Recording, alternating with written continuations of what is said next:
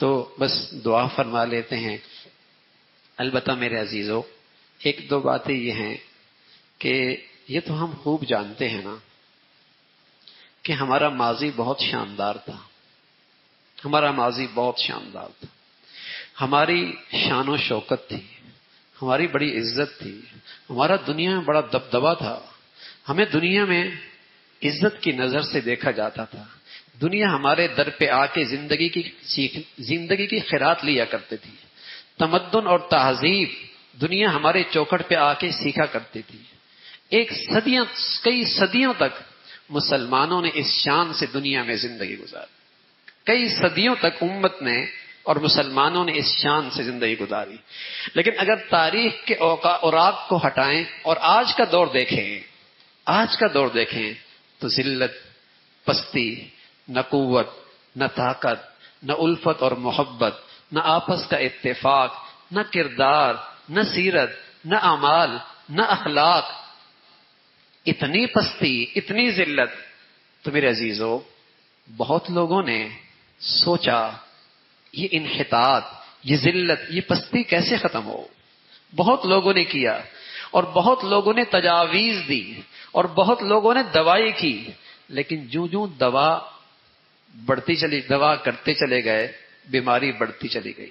دوا کرتے چلے گئے بیماری بڑھتی چلی گئی. کیوں بھائی؟ ہم نے قرآن سے رہنمائی نہیں لی. ہم نے قرآن سے نہیں پوچھا کہ ہمارا اصل مرض کیا ہے. ہم نے قرآن سے رہنمائی نہیں لی کہ ہماری اصل بیماری ہے کیا. ہم نے قرآن سے نہیں پوچھا کہ ہمارا علاج کیا ہے. ہم نے قرآن سے نہیں پوچھا. قرآن تو یہ کہتا ہے وَلَا تَهِنُوا وَلَا تَحْزَنُوا وَأَنْتُمُ الْأَعْلَوْنَ إِن كُنتُم مُؤْمِنِينَ. غم نہ کرو, ہمت نہ ہارو, سر بلند تم ہی رہو گے. شان و شوکت تمہاری ہی ہوگی, عزت تم ہی ملے گی, غلبہ تم ہی ملے گا, کامیاب تم ہی رہو گے. لیکن کس بنیاد پر؟ ان کنتم مؤمنین, اگر واقعی تم ایمان والے ہو, اگر واقعی تم ایمان والے ہو. وعد اللہ الذین آمنوا منکم وعملوا الصالحات لیستخلفنہم فی الارض كما استخلف الذين من قبلهم وليمكنن لهم دينهم الذي ارتضى لهم وليبدلنهم من بعد خوفهم امنا. ہم تمہیں دنیا میں خلافت دے دیں گے. اللہ کا وعدہ ہے ایمان والوں کو ہم دنیا میں خلافت دیں گے, دنیا میں انہیں بادشاہت دیں گے, دنیا میں ہم ان کے غلبہ دیں گے اور ان کا دین دنیا میں غالب کریں گے اور ان کے خوف کے اور بدامنی کے سارے بادل چھٹ جائیں گے اور ان کے معاشرے اور سوسائٹی اور ان کے ملکوں میں امن دیں گے, سلامتی دیں گے. لیکن یہ اللہ کا وعدہ کس سے ہے؟ ایمان والوں سے. ایمان والوں سے. انا لننصر رسلنا والذین آمنوا فی الحیات الدنیا. اللہ کہتا ہے میرا وعدہ ہے میں ایمان والوں کی مدد کروں گا اس دنیا میں. وکان حقا علینا نصر المؤمنین. میرے ذمے ہیں اور میرے لیے اوپر لازم ہے کہ میں ایمان والوں کی مدد کروں, لیکن ایمان والا ہو. وَلَوْ قَاتَلَكُمُ الَّذِينَ كَفَرُوا لَوَلَّوُا الْأَدْبَارَ ثُمَّ لَا يَجِدُونَ فِيهَا وَلِيًّا وَلَا نَصِيرًا. اگر کفر تمہارے سے ٹکرائے گا رسوا ہو کے جائے گا, ذلیل ہو کے جائے گا, شکست ہو کے کھا کے جائے گا اگر تم ایمان والے ہو. تو میرے عزیزو قرآن تو ہمیں بتا رہا کہ پہلا ماضی ہمارا شاندار تھا, دبدبا تھا, عزت تھی, شان و شوکت تھی, اور گھر سے لے کر قوم تک اور ملک تک ایک وحدت اور ایک اتفاق اور محبت کے نقشے موجود تھے. ان کے پاس کون سا جوہر تھا کہ دنیا میں انہیں غلبہ ملا؟ تو قرآن بتاتا ہے ان کے پاس ایمان کی زندگی تھی, اور اس ایمان کی زندگی سے ایک انچ بھی دستبردار ہونے کے لیے تیار نہیں تھے. آج میرے عزیزو مسلمانوں کی تعداد تو بہت ہے, مردم شماری میں دنیا کی دوسری بڑی طاقت مسلمانوں کی ہے. لیکن کتنے ہیں جنہیں اپنے اللہ کی بات پہ اعتماد ہے, جنہیں قرآن کی بات پر اعتماد ہے, جنہیں اسلام کے احکامات پر اعتماد ہے, جسے اسلام کی زندگی پر اعتماد ہے کہ آج بھی میری فلاح اور کامیابی کا راستہ صرف اسلامی زندگی ہے. آج بھی کامیابی اور نجات کا واحد راستہ قرآن کے قوانین اور قرآن کا نظام ہے. کتنے مسلمان ہیں جن کو کلمہ توحید کا مفہوم آتا ہو، کتنے مسلمان ہیں جنہیں اسلام کی بنیادی ارکان کا پتہ ہو، کتنے مسلمان ایسے ہیں جو اسلام کی بنیادی ارکان پر عمل پیرا ہوں، کتنے مسلمان ایسے ہیں جنہیں قرآن کے وعدوں پر، وعید پر ایمان اور یقین ہو۔ میرے عزیزو، گنتی میں بہت ہیں۔ رسول اللہ صلی اللہ علیہ وسلم فرمایا کرتے تھے، سیأتی علی الناس زمان لا یبقى من الاسلام الا رسمه، اسلام کے اوپر ایک ایسا دن آئے گا کہ اسلام کا صرف نام رہ جائے گا، صرف نام رہ جائے گا۔ یقین، ایمان، کردار، اخلاق، عبادات، معاشرت، معاملات مسلمانوں کے سے فرمایا مسلمانوں کو دیکھو گے، غیروں کو دیکھو گے، کوئی فرق نظر نہیں آئے گا۔ اپنوں کو دیکھو گے، غیروں کی زندگی دیکھو گے، کوئی فرق نظر نہیں آئے گا۔ مسلمانوں کی اولاد دیکھو گے، کفر کی اولاد دیکھو گے، کوئی آپ امتیاز اور فرق نہیں کر پاؤ گے۔ مردم شماری کا مسلمان ہوگا لیکن ایمان، یقین کوئی نہیں ہوگا۔ تو میرے عزیزو، اللہ کرے ہم اس مرض کی تشخیص صحیح کر سکے نا کہ ہماری پستی اور ذلت کی وجہ اسلام سے دوری ہو گئی، ایمان سے دوری ہو گئی، قرآن سے دوری ہو گئی، ہاں، اپنی نبی کی زندگی پر اعتماد نہ رہا، یہ ہماری پستی اور ذلت کی وجہ ہے۔ اگر اس پہ ہم آ جائیں کہ میں اپنی ذات کے لحاظ سے اچھا مسلمان کیسے بن سکتا ہوں، اور میں اپنی ذات کے لحاظ سے اسلام کی کیا خدمت کر سکتا ہوں، میں اسلام کے لیے اپنی صلاحیتیں، اپنے وسائل، اپنی زندگی، اپنی اولاد یا جو کر رہے ہیں ان کے ساتھ دستے بازو کیسے بن سکتا ہوں۔ یہ اسلام بھی تو میرا ہے، گھر میرا، فیکٹری میری، کارخانہ میرا، کاروبار میرا، تو اسلام کس کا ہے؟ اسلام کس کا ہے؟ تو میرے عزیزو، اپنی ذات سے اچھا مسلمان بننا اور اسلام کے لیے اپنی زندگی، اپنی صلاحیتیں پیش کرنا، یہ اسلام کا حق ہے۔ اور جب تک ماضی میں مسلمان یہ دونوں کام کر رہے تھے، جس کی برکت سے آج میں اور آپ یہاں بیٹھے ہوئے ہیں۔ اسلام یوں ہی نہیں آیا میرے اور آپ کے پاس، اس کے پیچھے بڑی قربانیاں ہیں، بڑی ازمائشیں برداشت کی ہیں، زندگیاں لگی ہیں، وسائل لگے ہیں۔ ابو سلمہ رضی اللہ تعالیٰ عنہ جب مکہ سے مدینہ ہجرت کر رہے تھے تو راستے میں دشمنوں نے راستہ روکا، بیوی چھین لی، معصوم بچہ تھا وہ بھی چھین لیا، زندگی بھر کی کمائی مکہ سے جو کمائی تھی وہ بھی ہاتھ سے لے لی، سب کچھ لوٹ لیا۔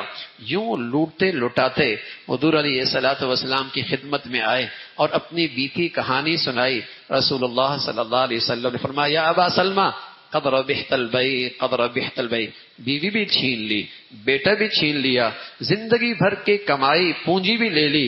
حضور فرمان لگے، ابو سلمہ بڑے نفع کی تجارت کی ہے، بڑے نفع کی تجارت کی ہے، بڑے نفع کی تجارت کی ہے، سب کچھ دے کے آئے ہو، ایمان بچا کے لے کے آئے ہو، اور ایمان کے خاطر یہ سب کچھ کیا ہے، اللہ کے ہاں اس کی بڑی قدر ہے، اللہ کے ہاں اس کی بڑی قدر ہے۔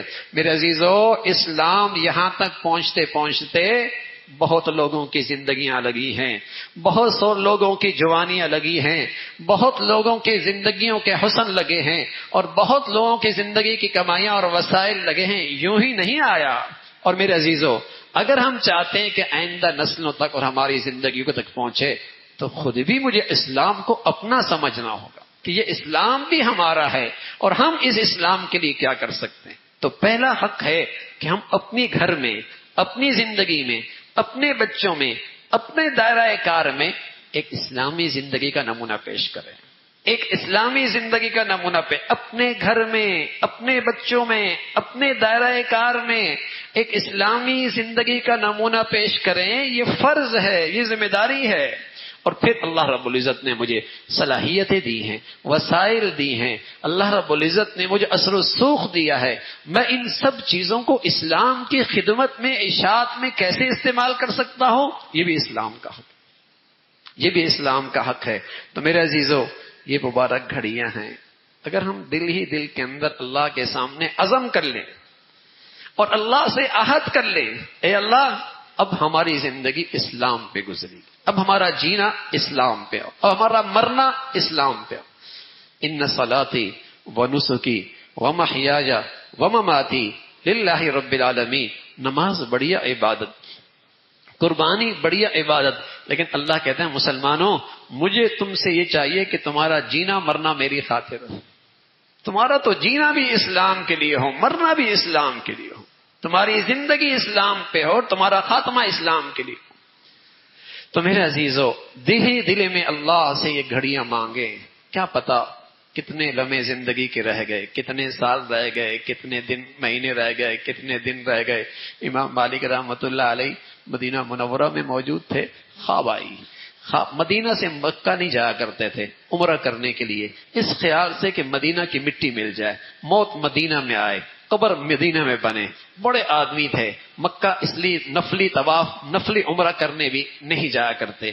ایک دن اللہ کے نبی صلی اللہ علیہ وسلم خواب میں آئے اور کہنے لگے یا رسول اللہ میرے زندگی کے دن کتنے باقی ہیں بتا دیجئے نا تاکہ میں عمرہ کر کے جلدی واپس آ جاؤں۔ حضور علیہ الصلوۃ والسلام نے یوں انگلی سے اشارہ کر دیا، 5۔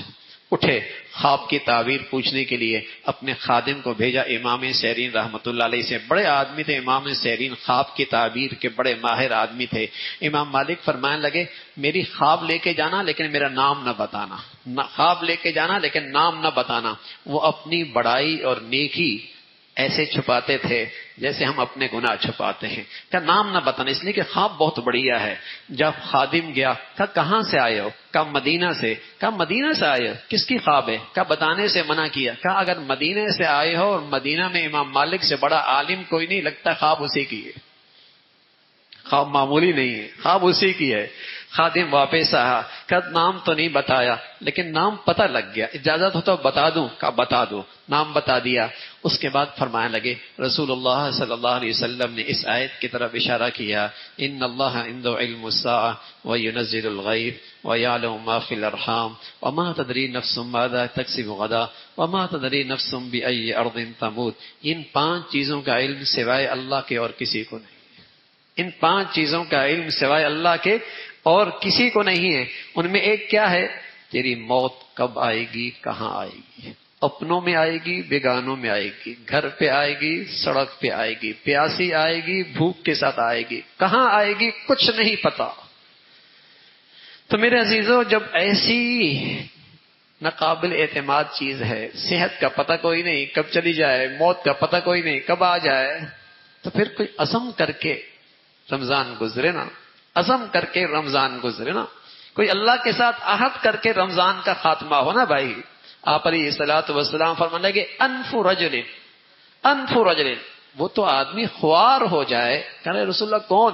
فرمایا رمضان گزرنے کو ہے، رمضان گزرنے کو ہے اور اب تک اس کی اللہ سے صلح نہیں ہوئی، رمضان گزرنے کو ہے اب تک اس کی معافی نہیں ہوئی، رمضان گزرنے کو ہے اب تک اس کی زندگی میں اللہ کے ساتھ صلح نہیں ہوئی، ذلیل و خوار ہو جائے۔